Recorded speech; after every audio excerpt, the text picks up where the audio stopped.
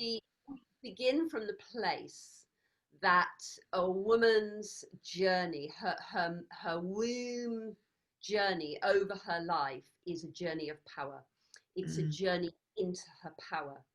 So when we're born, that's the first rite of passage, mhm, initiation into being into this world. And then the second rite of passage is menarche, when we have our first bleed.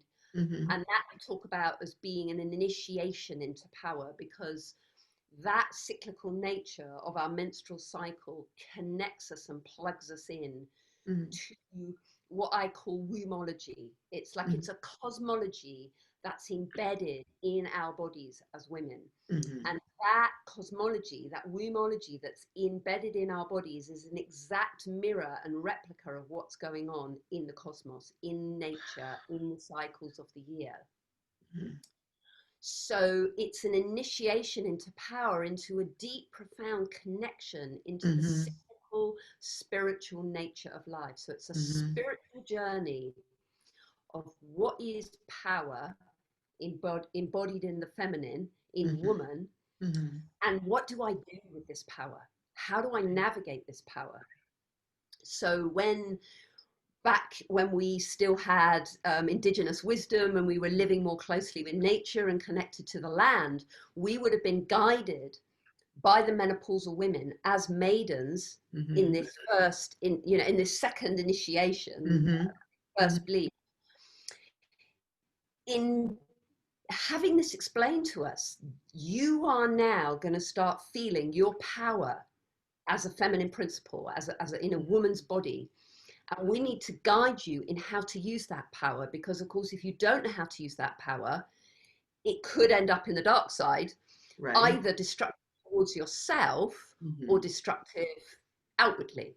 mhm, And if we look at our modern world, we can see that with a lot of young women who have not had the opportunity to be guided and held and mentored, mhm, and they've got all this power and they're like, what do I do with it? So they're either like exactly. right out there with it and just kind Mhm. of throwing their bodies on the altar of life, Right, but right. with no self-care or very little self-care. Mhm, um and it's not helpful, and they're looking for guidance. It's like at that time of menarche, it's when we're looking for the container, we're looking for that link.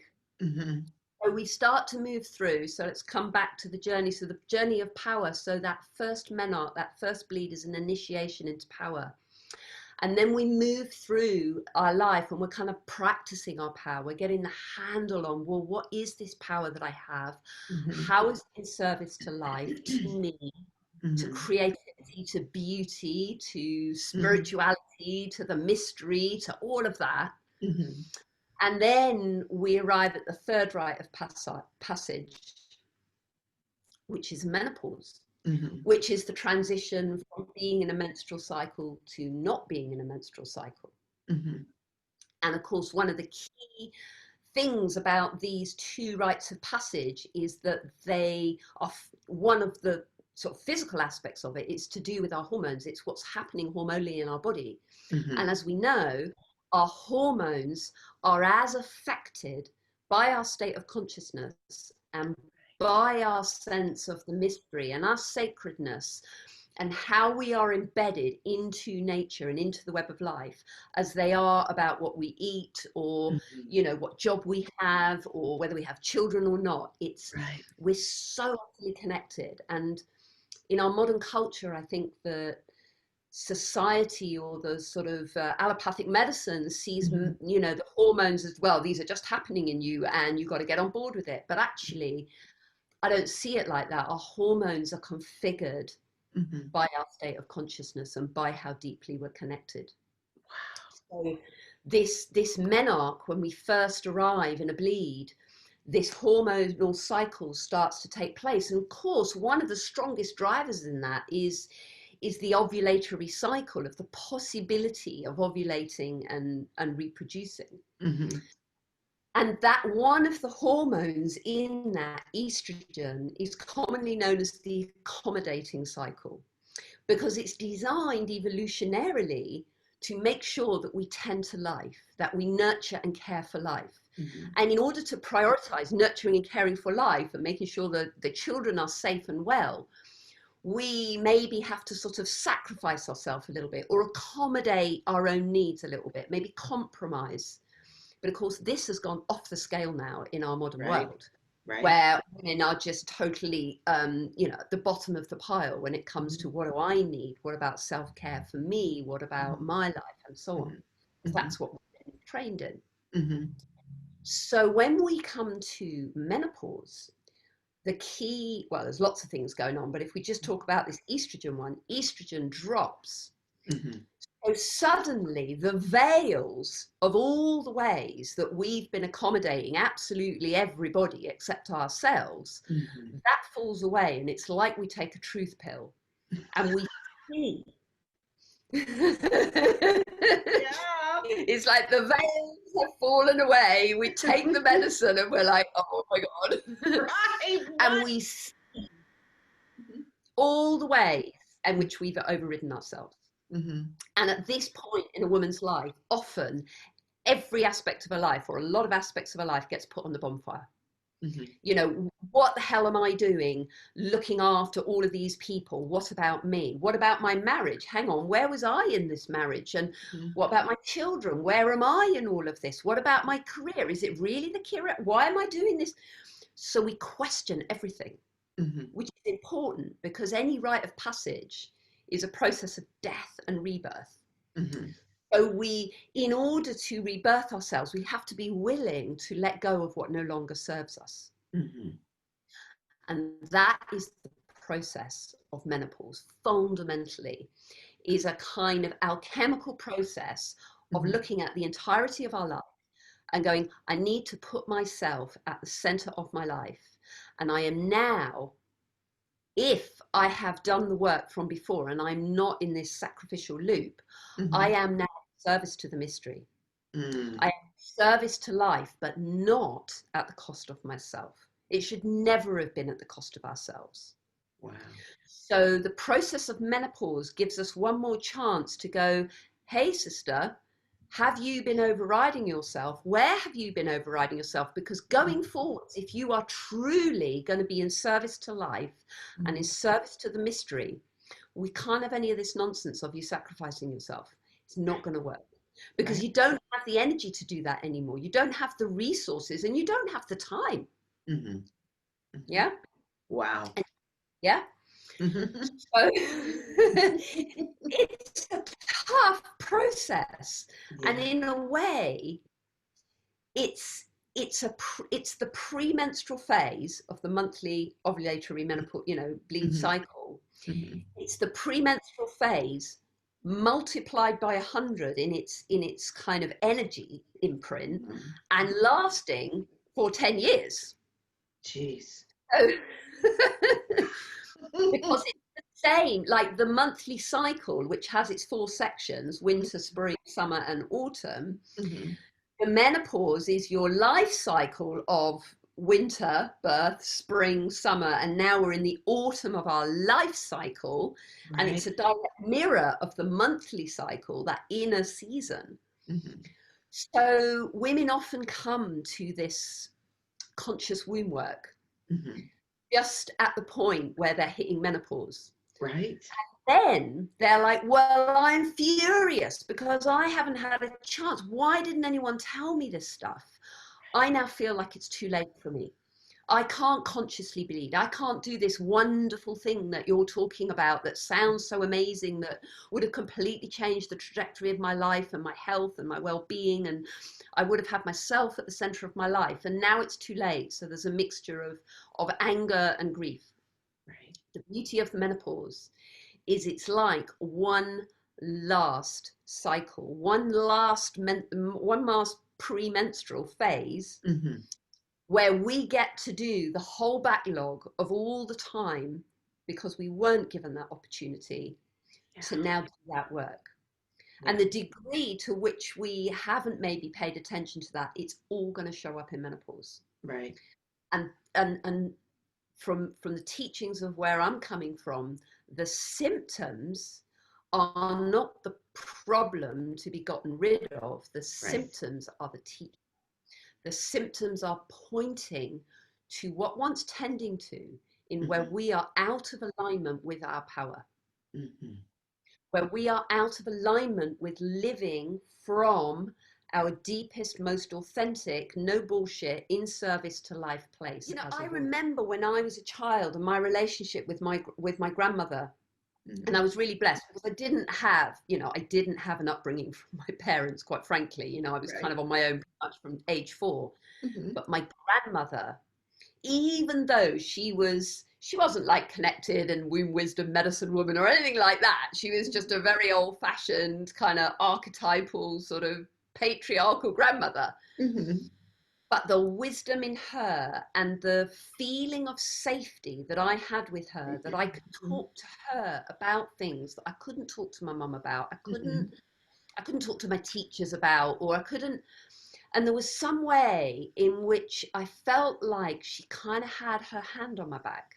And it was really simple. We wouldn't even necessarily talk about anything deep, but it was this feeling like she was interested in me. And she there was this unspoken way in which I felt like she gets me. She gets me and she's got a hand on my back. And there was something about that that was so fundamental to my childhood. It was the light forward to it so much. And I look back on that and I reflect on it, and it's something about that, because of course, you know, these young girls today, they aren't going to go and sit in a teepee with a bunch of menopausal women and go, hey, tell me about periods, you know, I'm really up for no, you know that. Right, exactly, right. Because there's no bridge there, you know, we've got to make a bridge somehow. But I do want to speak about the importance of the relationship between the menopausal woman and the maiden women. So the menopausal woman is the high priestess in the archetype. So you've got the crone in winter, who's the wise old woman. You've got the maiden in spring, talking about the life arc now of the woman. You've got the maiden in the spring of her life. Then you've got the creatress in the summer of her life. And I specifically use the word creatress because if we say mother, there's so many ways that we can be a mother. Like, we're all mothering and caring for the earth all the time. And there are women who choose to be mothers with children, and there are women who choose to be mothers with life, you know? So process of creativity, of creation. And then we've got the high priestess in autumn. And these archetypes are really important because they hold wisdom, they hold teachings, and you can't become a high priestess until you've really fully lived your maiden years, hopefully with guidance, really fully lived your creatress years, hopefully with guidance. Then you can step into the menopausal years, the high priestess. And the relationship, in the same way that I'm talking about my grandmother, the daughters, the maidens, they can't speak to the mother about these things because the whole process that they are in is about individuation and separation from the bond with the mother in order to find a sense of self. So if they continue, even if the mother was being the most amazing mother in the world and had all the wisdom and all the connection and was running menarche ceremonies for everybody else's children, you can't, it's like there's the point of her journey into power as a maiden is she's pulling away from the guidance of the mother and stepping into her own power. So that's why it has to skip the generation. And the menopausal women are still connected enough to being in the world, because by the time you get to the crone, it's like it's a whole nother thing.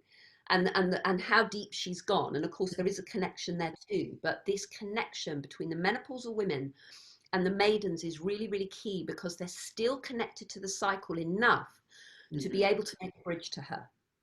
And they're still in this process of alchemizing their own power.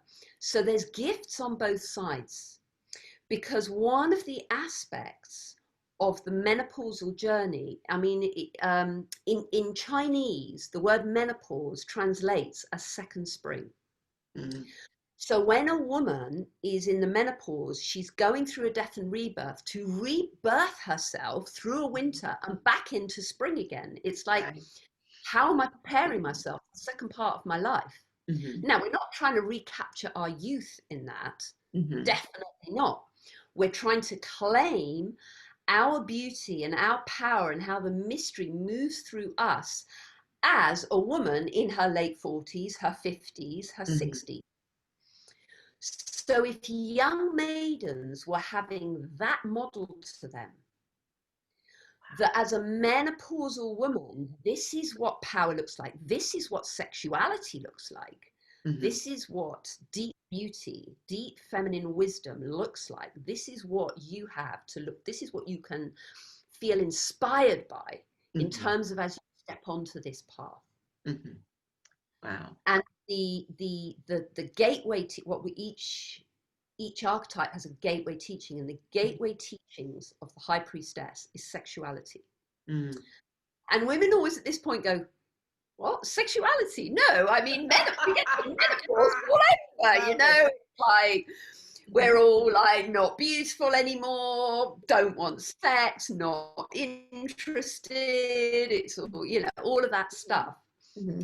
And the reason why the teachings from the high priestess to the maiden are so important is because what's happening in the high priestess and the menopausal woman is sexuality is changing. It's not going away, it's changing.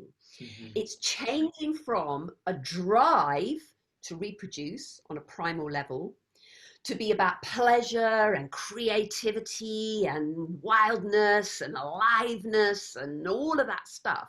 Mm-hmm. It's now in service to spirituality, to mystery. So it's not that we don't feel sexuality in other parts of our life. We do, but it's Mm-hmm. what it's in service to. And now it's in service to the mystery, or it's moving in that direction. Because when we get to the crone, then it's completely in service to the cosmos. It's like it's absolutely aligned with spirit. And so this is the same in the monthly cycle. When a woman comes to her premenstrual phase in the monthly cycle, sexuality there is also in service to spirituality, in service to the holy space of the temple. And that's why often women in premenstrual and in the menopause start kind of kicking off about, well, I don't want to have just mindless sort of disconnected wham bam thank you ma'am sex, you know, lie back and take it every Saturday because that's the contract of marriage. Mm-hmm. You know,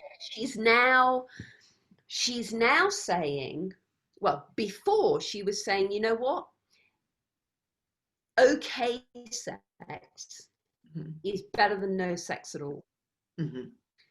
Menopausal woman is saying no sex is better than okay sex. I'm not prepared to accept anything less than holy space if I'm going to enter into the sexual realms, because I'm feeling now this connection to my sexuality that is in aligned with the mystery. It's in service to something so much bigger than me.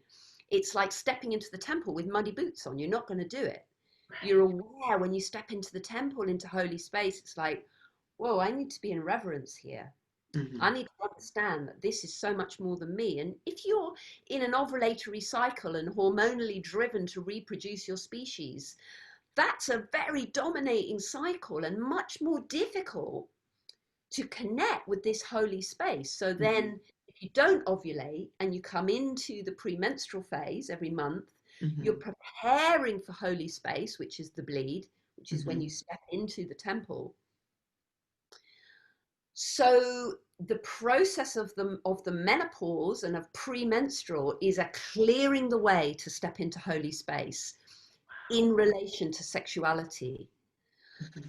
So for me, what I see needs to happen is if the high priestesses, if the menopausal women can be guiding the maidens with their sexuality, they're far more likely to take care of themselves and to listen to what's right for them, to make intelligent decisions. And if they're doing that, because sexuality is so at the heart of what it is to be woman. It's Mhm. it's embedded in our creativity, and it is our spirituality. If our sexuality is healthy, everything else is more likely to line up. Right. And when women are in menopause and they go off sex and the hormones literally are shutting down, as I was saying before, because our hormones can be created by the choices in our mental state and our sense of consciousness, Mhm. if only rubbish sex or kind of okay sex is on the menu, and you're in a relationship where you don't really know how to say no to that because you've always said yes to that and it's kind of how it is, Mhm. your body's going to do it for you. And the intelligence of your womb and your cycles and your hormonal constructor is going to do it for you and say, well, let's just shut it down. As a way of saying, no, I'm not prepared to accept that anymore. And Mhm. until I align myself with my deepest truth about what I do want sexually, we're not playing. So what is the key thing that has been missing in our world for the last 6,000 years that has created the mess that we're in? Mhm. It's the disconnect of us from the cyclical nature of life. Yeah. It's the disconnect from the reverence and the holiness of nature itself. It's the disconnect for women of their menstrual cycle. You know, Mhm. the menstrual cycle has become a dirty thing. You know, it's like a Yeah. dirty word. It's like we all aspire to pretending that it's not happening, and Mhm. all the adverts of women playing tennis, and it's all blue blood, and you know, it's all wonderful stuff. Mhm. But actually, that's exactly the opposite direction that we needed to be going in. Right. Because if we're disconnected from our cyclical nature, Mhm. we're then disconnected from the cycles of life. We're disconnected from how much we need the natural world around us to survive, let alone the reverence, but just as a sense of need and survival. Mhm. It's going to be very easy to use her at our disposal and not feel it. Mhm. We get connected, if we put a taproot from our womb back into the earth and we start connecting to our cycle, we're going to viscerally in our body feel the pain and just the wrongness of what we're doing to the natural world. Mhm. And unless we feel it, how are we going to, from our heart, make a decision to change it? Mhm. It's going to be an intellectual decision. Mhm. It's going to be a guilt decision. It's going to be a fear decision rather than a decision from our love. Mhm. Because when we feel a tree being cut down, it feels like one of our legs is being cut off. When we see and drink the water that's polluted, we feel it in our body viscerally. It's like our Mhm. menstrual blood has been polluted. Mhm. So for women, and of course this is easier to do for women because we have a womb. Well, any human being, I mean, if we don't name it as women, but any human being who has this womb and has a menstrual cycle is gifted, he's been offered this gift of coming back into connection to the cyclical nature. And we need to be the voice of that. We Yeah. need to speak about that from a place of our connection Mhm. in order to touch the hearts of those who don't have that, Right. the men of the world or the human beings that don't Mhm. have this natural connection. Mhm. And of course, if you don't have a womb cycle, you can still connect. And there are many people who do still connect in the energetic way. Mhm. But when something is so viscerally embodied in a hormonal, physical way through the elemental experience of it, Mhm. it's like it's right here in your face. Mhm.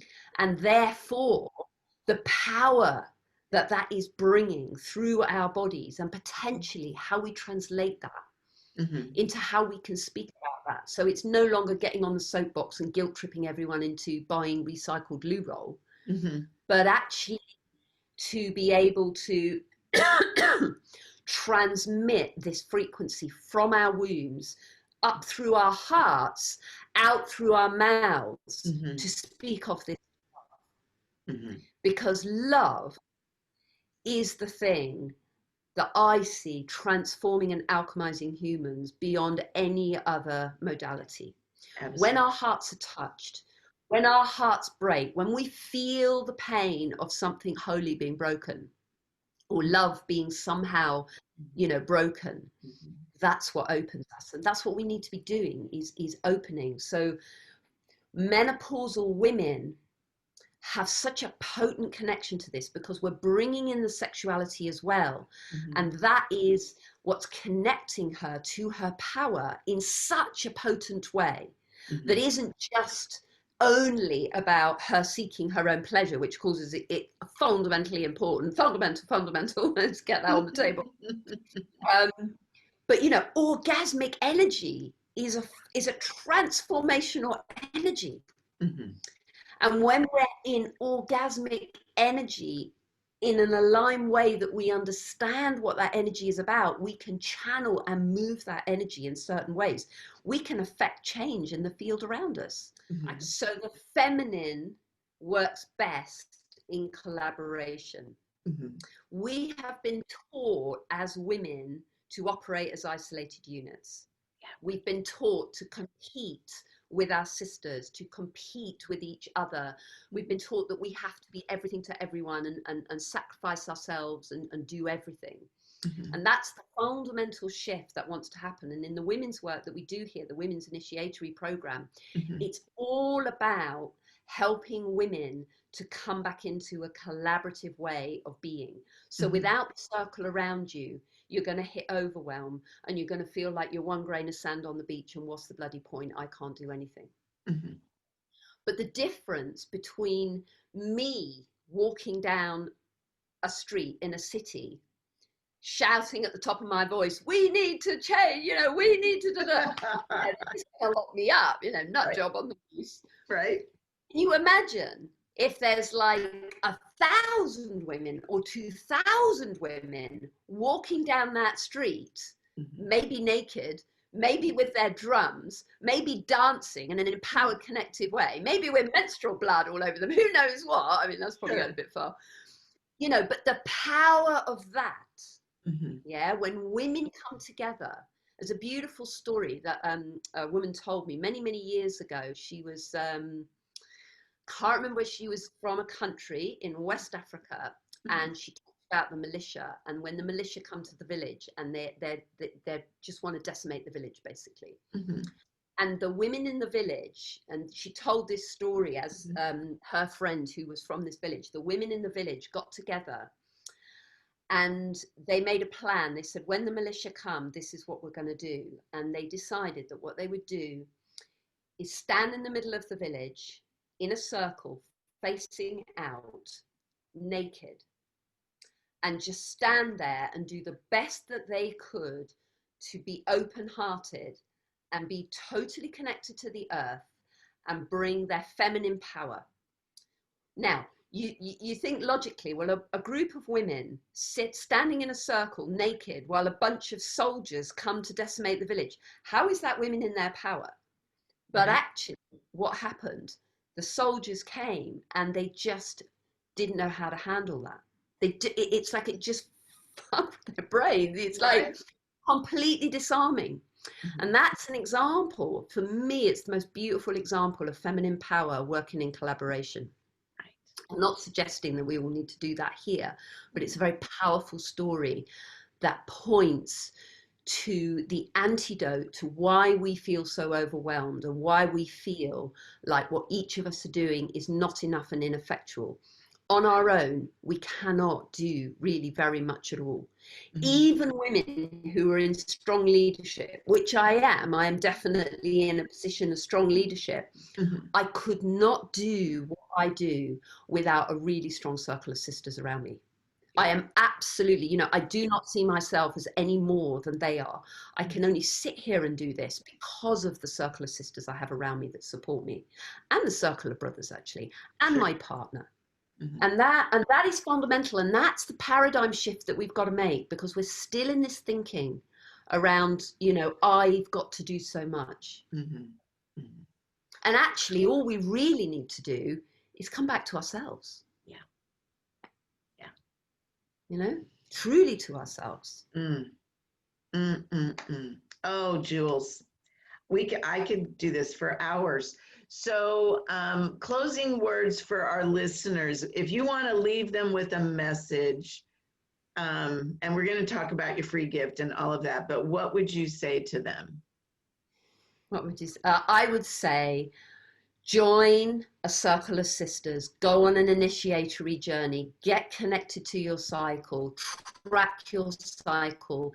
If you're a menopausal woman, get connected to other menopausal women. Take this journey of menopause open to the possibility of it being a spiritual rite of passage, of a death and a rebirth, of you claiming your power. You're not mad, you're more sane than you've ever been, you're connected to truth in a way that you never have been before. Right. And just see, can you connect in some way to the cyclical nature? And more than anything, be in nature. Just let nature be the teacher. Take your shoes and socks off, stand on the earth, feel the cold grass, dig your toes into that soil and get the dirt right up in there in the cracks of your toes, and smell it and love it, and just that That's beautiful.